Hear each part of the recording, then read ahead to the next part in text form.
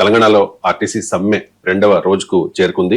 ఎక్కడి బస్సులు అక్కడే ఆగిపోయాయి. ప్రయాణికులైతే చాలా ఇబ్బందులు పడుతూ ఉన్నారు సార్. సమ్మెపై ప్రభుత్వం కూడా చాలా సీరియస్ గా ఉంది. సిబ్బందిని అడ్డుకుంటే పీడీపీపీ చట్టం కింద కేసులు కూడా నమోదు చేస్తాము, ఆ తర్వాత సస్పెండ్ చేసే అవకాశం కూడా ఉంటుంది అని చెప్పి హెచ్చరిస్తున్న పరిస్థితి కనిపిస్తోంది. సార్, ఆర్టీసీ కార్మికులు చాలా డిమాండ్లు తెరపై మీదకి తీసుకొచ్చారు. ఈ డిమాండ్ల మీద మీ కామెంట్ ఏంటి సార్? ఈ సమ్మెకు పరిష్కారం ఏంటి సార్? సమ్మెకు పరిష్కారం న్యాయంగా న్యాయంగా ఉన్నాయా లేదా చూసి న్యాయంగా ఉంటే పరిష్కరించడమే పరిష్కారం. ఒకటి, ఇందులో మీకు మొదటి సమస్య ఏంటంటే అసలు పని భారం. మీకు మన రాష్ట్ర ప్రభుత్వం మహిళలకు ఉచిత బస్సు రవాణా కాంగ్రెస్ ప్రభుత్వం ప్రారంభించింది. ప్రారంభించిన నాడు ఆర్టీసీలో ప్రయాణం చేసే మహిళల సంఖ్య 40 లక్షలు, ఇవాళ 62 లక్షలు. ఆ 40 లక్షలు 62 లక్షలు అయ్యాయి. కానీ దానికి సంబంధించినటువంటి పేమెంట్ మరి ఆర్టీసీకి ఇవ్వాలి కదా. ఇప్పటికీ కూడా ప్రభుత్వ లెక్కల ప్రకారం 694 crores బాకీ. సో మీకు దీనికి తోడుగా మీకు every month around 500 crores above మీకు మహాలక్ష్మి బాకీ ఉంటుంది. 490 crores, sorry to be precise, మీకు మహాలక్ష్మి కింద డ్యూస్ 490 crores. మిగతాగా 25-35 లక్షల మందికి స్టూడెంట్స్ కు ఇతరత్ర రాయితీలు ఇస్తారు. అది ఇయర్లీ పెండింగ్ 694 crores, అంటే నెలకు 50 కోట్లు. సో ఇటు మహాలక్ష్మిది ఇది కలిపితే సుమారు 500 కోట్లకు పైగా ప్రతి నెల రాష్ట్ర ప్రభుత్వం ఆర్టీసీకి ఇవ్వాలి.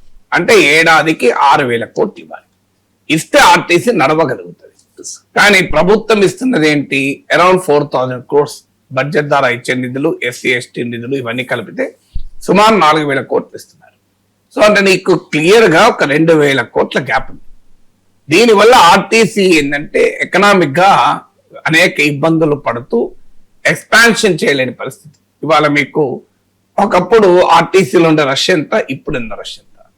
దీనివల్ల ఏమవుతుంది అంటే ఇప్పటికీ కూడా బస్సుల సంఖ్య దానికి తగ్గట్టుగా పెరగడం లేదు.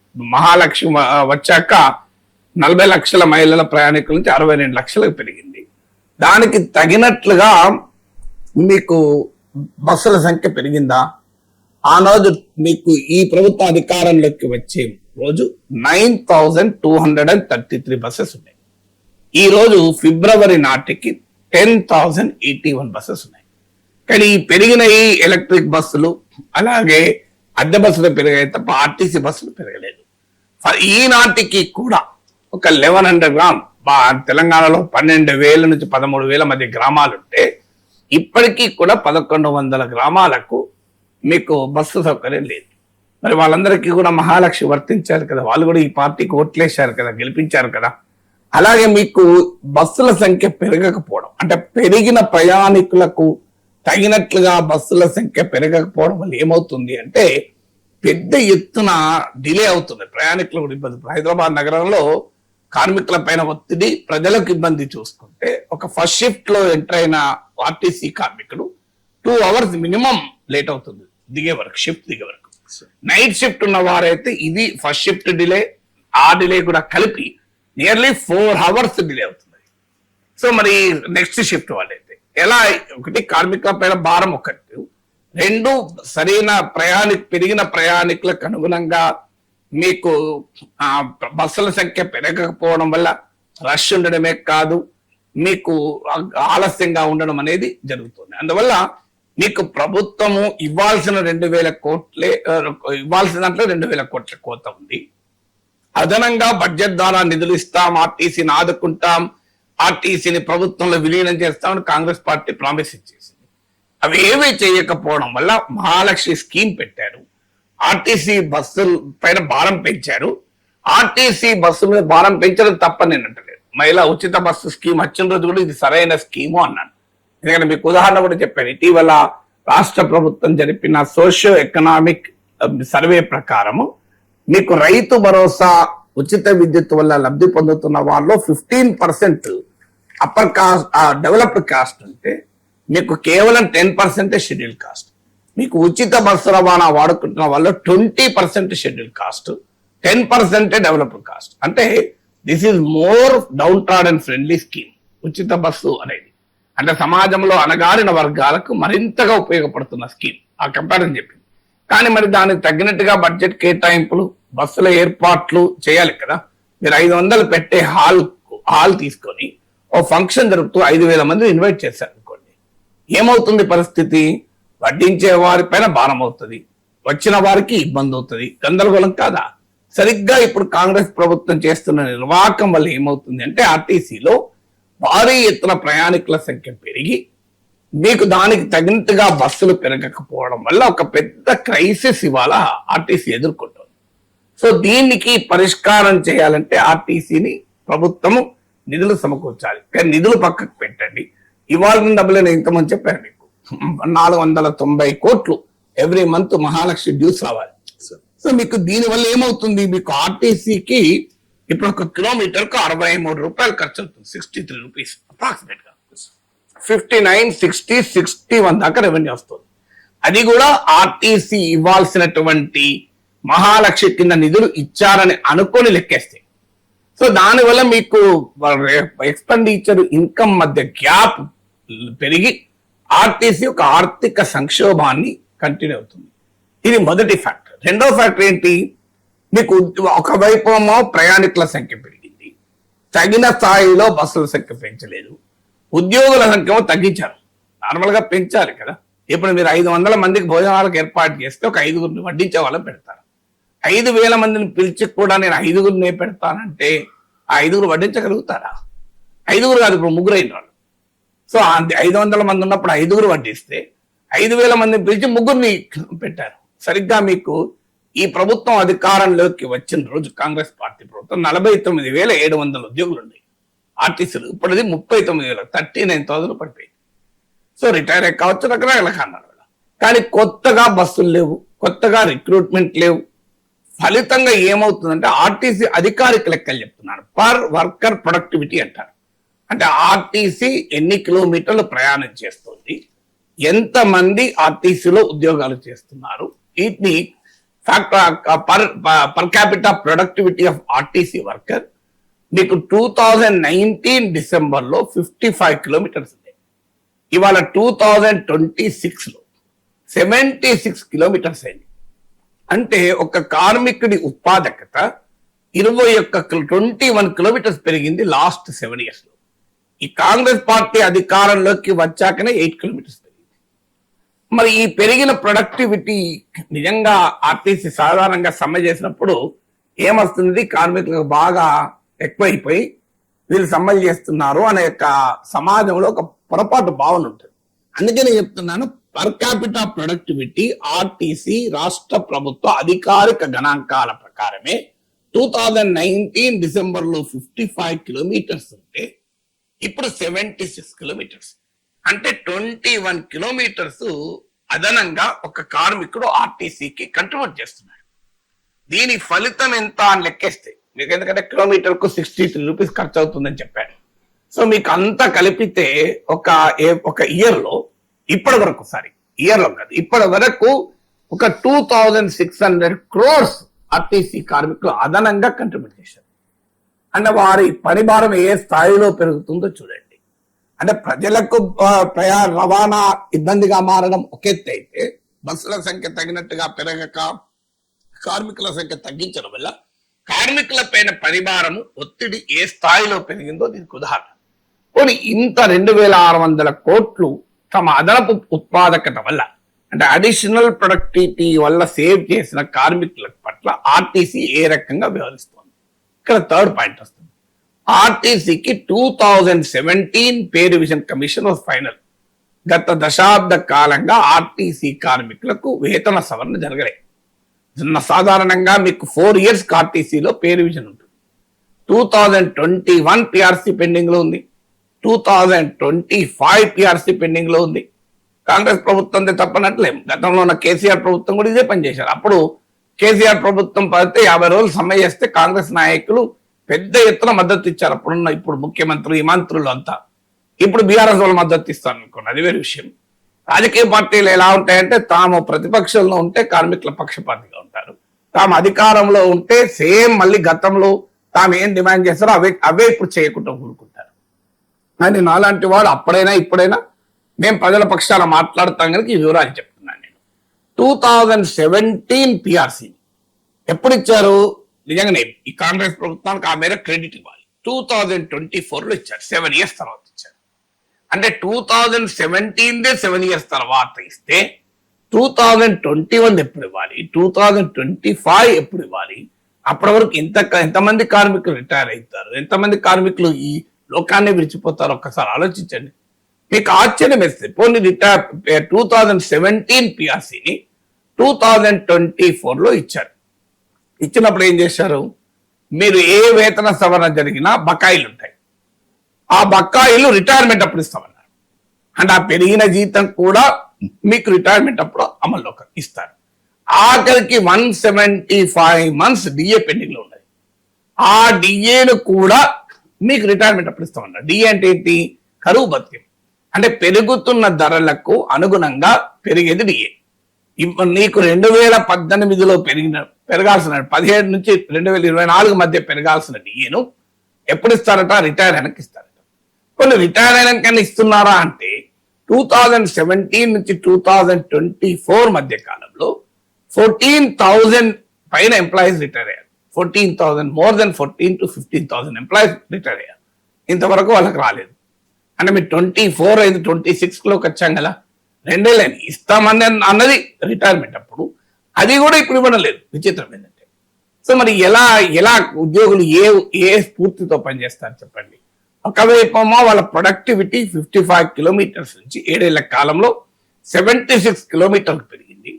లాస్ట్ ఈ కాంగ్రెస్ ప్రభుత్వం అధికారంలోకి వచ్చాకనే ప్రొడక్టివిటీ 8 kilometers పెరిగింది. మరోవైపు వాళ్ళ మీద పని భారం పెరిగింది. ఆర్టీసీకి 2,600 కోట్లు తాము ఎక్కువ పనిచేసి మిగిలిస్తున్నారు. అయినా వారికి వేతన సవరణ పెండింగ్ లో ఉంటుంది, రిటైర్మెంట్ బెనిఫిట్స్ ఇవ్వరు, ఎరియర్స్ ఇవ్వరు. అంటే ఆర్టీసీ కార్మికులు ఏ రకమైన మానసిక క్షోభను అనుభవిస్తూ ఉద్యోగం చేయాలో ఆలోచించారు. ఇది ఏమవుతుందా మనం ఎక్కడైనా? ఇక 4వది, ఒకవైపు కార్మికులకు ఇలా భారం మోపుతున్నారు. ఎలక్ట్రిక్ వెహికల్ పాలసీని కేంద్రం తీసుకొచ్చింది. ఇది ఎంత దుర్మార్గమైన పాలసీ అంటే, కేంద్రము ఎలక్ట్రిక్ వెహికల్స్ మంచిది, ఎలక్ట్రిక్ మొబిలిటీకి ఎవరు వ్యతిరేకం కాదు. ఖచ్చితంగా diesel buses should be replaced by electric buses, దీనికి ఎవరికి అభ్యంతరం లేదు.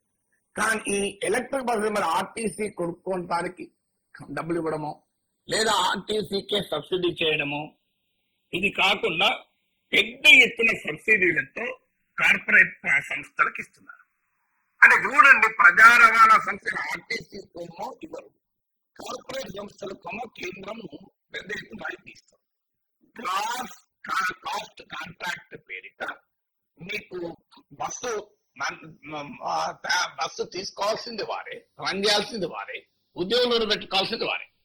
ఇలా ఇప్పుడు next latest gross cost contract 63 rupees ఇచ్చారు. అంటే 1 kilometer ఎలక్ట్రిక్ బస్ ప్రైవేట్ వారు తిప్పితే 63 రూపాయలు అవుతుంది. 63 రూపీస్. మీకు హైదరాబాద్ సిటీ అయితే మీకు ఎక్కువ ఉంటుంది, విత్ ఇన్ ద స్టేట్ అయితే తక్కువ ఉంటుంది. దీనికి ఓవర్ హెడ్స్ ఉంటాయి, కండక్టర్లకు ఓవర్ హెడ్స్ ఉంటాయి, మీకు ఇతర ఓవర్ హెడ్స్ కలుపుకుంటే మీకు ఆ లెక్కలు గందరగోళం ఉన్నా. సింపుల్ గా చెప్పాలంటే ఆర్టీసీ ఇప్పుడు 1 kilometer పెడుతున్న ఖర్చు కన్నా ఎలక్ట్రిక్ బస్సు పైన ప్రైవేట్ వారికి ఆర్టీసీ చెల్లించాల్సింది 20.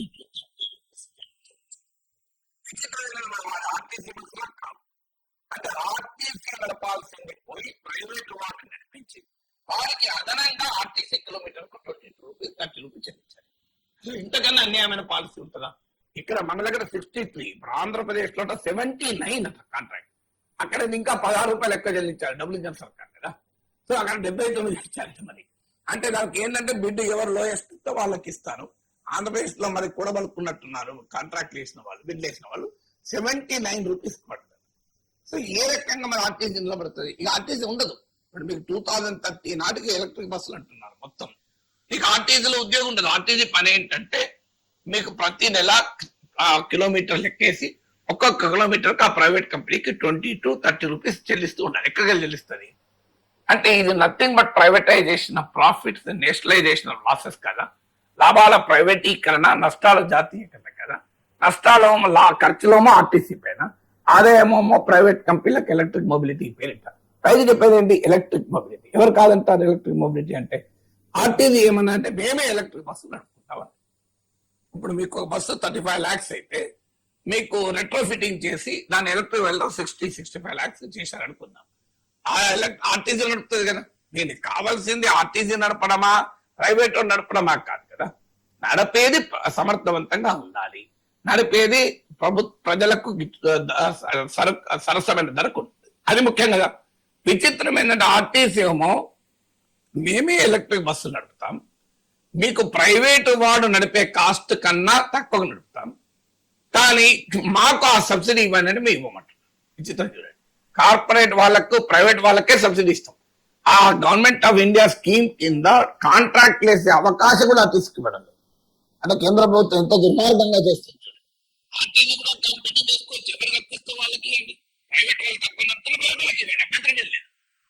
వాడు తక్కువ నడుపుతాడు, ఆర్టీసీకి ఇవ్వండి. నేను ఆర్టీసీకి ఫేవర్ చేయమని కూడా అంటాను. అసలు జీరో ఫేవర్. మీరు ఓపెన్ టెండర్ ప్రాసెస్ లో ప్రైవేట్ కార్పొరేట్ సంస్థలు టెండర్ వేస్తే ఏమిస్తున్నారు కదా, ఆర్టీసీ కూడా ఇవ్వండి. వన్ ఆఫ్ ద పార్టీగా ఆర్టీసీ ప్రైవేట్ కార్పొరేట్ సంస్థల కన్నా ఎక్కువ అనుభవం ఉందా తక్కువ అనుభవం ఉందా ఆర్టీసీకి? అలా ఆర్టీసీ కూడా బిడ్డింగ్ ఇస్తే ఒక లాభం కదా. కాంపిటీషన్ పెరిగి మీకు బెటర్ ప్రైస్ కి వస్తుంది కదా. లేదు ఆర్టీసీ వేయకూడదు, ఎందుకంటే మేము ఎక్కువ ప్రైస్ ప్రైవేట్ వాళ్ళకి తెచ్చి పెట్టాలి.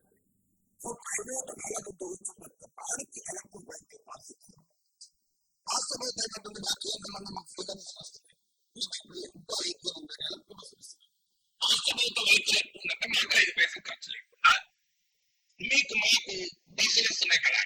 కరెక్టే, మీకు ఖర్చు అంతా ఎవరు భరిస్తున్నాడో రాష్ట్రమే భరిస్తుంది కదా. ఇప్పుడు ఒక్కొక్క కిలోమీటర్ అదనంగా కేంద్ర ప్రభుత్వం పంపించిన ఈ ప్రైవేటు కార్పొరేట్ బస్సుల వల్ల 20 to 30 రూపీస్ ఆర్టీసీ ఎక్కువ చెల్లిస్తుంది. మరి ఆర్టీసీ అంటే రాష్ట్ర ప్రభుత్వమే కదా. కిలోమీటర్ బస్సు ఇవ్వచ్చు, కేంద్ర ప్రభుత్వం ఆవిస్తుంది, కానీ మిగతా అంతా ప్రైవేట్ కదా. ఇదంతా వీళ్ళ భారం భరిస్తాను కదా. సో ఆ భారాన్ని మోయలేక ఆర్టీసీ మూతపడే పరిస్థితి. మీకు ఇంకొక 5 ఏళ్ళు ఇదే పాలసీ కొనసాగితే ఆర్టీసీలో కార్మికులు ఆర్టీసీలో క్యాష్ అవుతారు. ఏంటంటే చెప్పాలంటే కిలోమీటర్లు లెక్క పెట్టి 20 రూపాయలు 30 రూపాయలు డబ్బులు ఇచ్చుకుంటే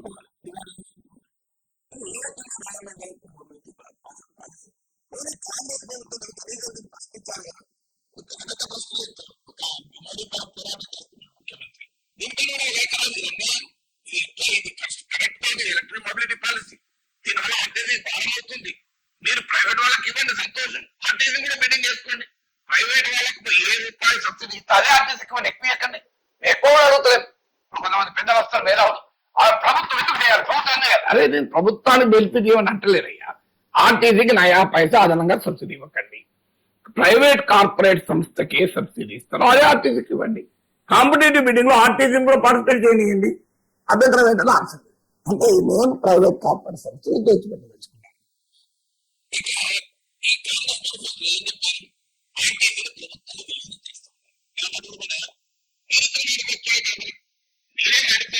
కేసీఆర్ ప్రభుత్వంలో పెద్ద ఆర్టీసీ పోరాటానికి అండగా ఉంది. మీరు అధికారంలోకి వచ్చాక మళ్ళీ ఆర్టీసీ పట్ల సేమ్ విధానం ఉంటుంది. ప్రభుత్వాలు విలీన పక్క పెట్టండి. 2019 లో అంటే అప్పుడు ఆర్టీసీ సమ్మె సందర్భంగా కేసీఆర్ ప్రభుత్వం ఆంక్షలు పెట్టింది. ట్రేడ్ యూనియన్లు ఉండకూడదు.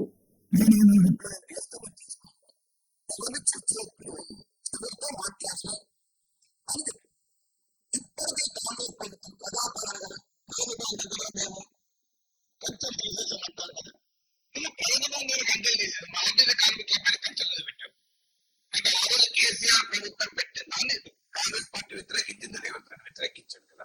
మరి అవే రిస్ట్రిక్షన్స్ ఇప్పటికీ కొనసాగుతున్నాయి కదా.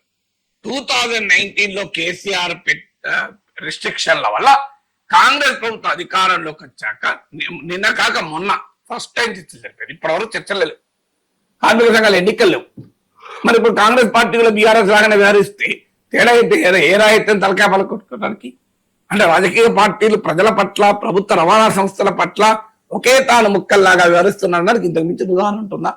సో అందువల్ల మీకు ఇవన్నీ మీరు ఇంకా చాలా విషయాలు ఉన్నాయి. ఇప్పుడు వైద్య సదుపాయాలు ఉన్నాయి, అవన్నీ నెక్స్ట్ పార్ట్. బేసిక్ డిమాండ్స్ ఏంటంటే ఆర్టీసీని మీరు ఎక్స్పాండ్ చేయాలి, కొత్త బస్సులు కొననివ్వాలి.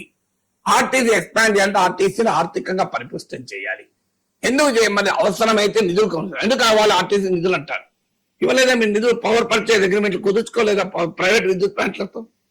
ఎలా కుదుర్చుకున్నారు? 18% పెట్టిన పెట్టుబడి పైన 18% రేట్ ఆఫ్ రిటర్న్ వచ్చేలా మేము నీ దగ్గర పవర్ కొంటాం అని అగ్రిమెంట్లు వేసుకున్న ప్రైవేట్ వాళ్ళకేమో ఆదాయాన్ని గ్యారంటీ ఇస్తారు. హైదరాబాద్ మెట్రో ఎలాంటి ప్రారంభిస్తే రాష్ట్ర ప్రభుత్వం ఏమిచ్చింది? వయబిలిటీ గ్యాప్ ఫండింగ్ అని ఇచ్చింది. అంటే మీ ఆదాయానికి ఖర్చుకు మధ్య తేడా ఉంటుంది. మీరు పాపం ప్రజాసేవ చేస్తున్నారు, ఆ ఆదాయానికి ఖర్చుకు మధ్య తేడా మీకు ఇస్తామన్నారు. ఇచ్చారు. మరి ఇదే ఆర్టీసీ కిందకి ఇవ్వరు. మీరు వయబిలిటీ గ్యాప్ ఫండింగ్ ఏమో ఎలాంటికి ఇస్తారు, ఆర్టీసీకి ఇవ్వాలంటారు. విచిత్రంగా ఉంటుంది. మీరు ఇప్పుడు ఆల్రెడీ మెట్రోను ప్రభుత్వం టేక్ ఓవర్ చేసింది, ఎంఎంటీఎస్ లో ఉచిత రవాణా అంటుంది. మరి ఆర్టీసీ విషయంలో సేమ్ పాలసీ ఎల్ఎన్టీకి ఏ ఫేవర్ అయితే చేశారో ఆ వయబిలిటీ గ్యాప్ ఫండింగ్ ఆర్టీసీకి ఇవ్వండి. ఇక్కడ మాత్రం ఇవ్వమంటారు, ఇక్కడ మాత్రం మీరు సంపాదించుకోవాలంటారు. మరి ఎల్ఎన్టీని కూడా అదే చెప్పండి. వాళ్ళకి ఎన్ని భూములు ఇచ్చారు? అడ్డగోలుగా భూములు ఇచ్చారు. ఆర్టీసీ దగ్గర బ్రహ్మాండమైన ఆస్తులు ఉన్నాయి, 1000 కోట్ల ఆస్తులు. ఆ 1000 కోట్ల ఆస్తుల్ని కమర్షియల్ గా డెవలప్ చేస్తే, నేను ఎమ్మెల్సీ ఉన్నప్పుడు చెప్తున్నాను, బ్రహ్మాండంగా ఆదాయం వస్తుంది. కానీ అన్ఫార్చునేట్ ఏంటంటే దాన్ని సొంతగా డెవలప్ చేయక కారు చౌకగా లీజుకిస్తున్నారు. ఫలితంగా ఏమవుతుంది? కారు చౌకగా లీజుకిస్తే ఆర్టీసీ ఆదాయాన్ని కోల్పోతుంది. ఇప్పుడు కేరళ రాష్ట్రంలో ఆర్టీసీ ఆస్తుల్ని కమర్షియల్ గా డెవలప్ చేశారు. దానికి కావాల్సిన స్పెషల్ పర్పస్ వెహికల్ పెట్టారు, ప్యూర్లీ ప్రొఫెషనల్ గా నడపచ్చు. ఇది కూడా నడపచ్చు ఇక్కడ. కానీ ఆర్టీసీని పరిపుష్టం చేయడానికి 1,00,000 పద్ధతులు ఉండగా మేము అదే పాత విధానాన్ని అనుసరిస్తా ఉన్నప్పుడు ఆర్టీసీ కార్మికులు ఏం చేయాలి? ఆ రోజు మీరు చూడండి, ఉమ్మడి రాష్ట్రంలో ఆర్టీసీ కార్మికులు తెలంగాణ ఉద్యమంలో భాగమై కేసీఆర్ ప్రభుత్వాన్ని గద్దెక్కించడంలో కంట్రిబ్యూట్ చేశారు. కేసీఆర్ అధికారంలోకి చేంజ్ చేశారు. ఆర్టీసీని పట్టించుకోకపోగా ఆర్టీసీ పైన ఉక్కు పాదం మోపి 50 రోజుల సమ్మెకు కారణమయ్యారు. అప్పుడు రేవంత్ రెడ్డి నాయకత్వంలో కాంగ్రెస్ పార్టీ పెద్ద ఎత్తున ఈ సమ్మెకు ఆర్టీసీ సమ్మెకు మద్దతు ఇచ్చింది, కార్మికులకు అండగా ఉన్నది. వాళ్ళు అధికారంలోకి వచ్చారు, మళ్ళీ విధానాలు మారవు. ఇప్పుడు మళ్ళీ బీఆర్ఎస్ వాళ్ళు ఈ సమ్మెకు మేము మద్దతు ఇస్తున్నాం, మేము కాదు అంటారు. మీరు అధికారంలోకి రావడానికి ఆర్టీసీ కార్మికులు కావాలి, కానీ ఆర్టీసీ కార్మికులు న్యాయమైన మౌలికమైన సమస్యలు ఎందుకు పరిష్కరించరు? దీనికి ఇబ్బంది ఏంటి మీకు? మీరు ఇప్పటికైనా న్యాయమైన అడుగుతున్నాం, మేమేం అడుగుతున్నాం? ఆర్టీసీ ఉద్యోగులు మీరు ఫేవర్ చేయకండి, ఆర్టీసీకి ఫేవర్ చేయకండి. ఏ ప్రైవేట్ కార్పొరేట్ సంస్థలకు ఏమి చేస్తారో అదే ఆర్టీసీకి ఇవ్వండి, బ్రహ్మాండం వస్తుంటున్నాం. అదేమో చేయరు. అంటే ప్రభుత్వాలు ఎలా పనిచేస్తారంటే దానికి ఆర్టీసీ క్లాసిక్ ఎగ్జాంపుల్ కదా.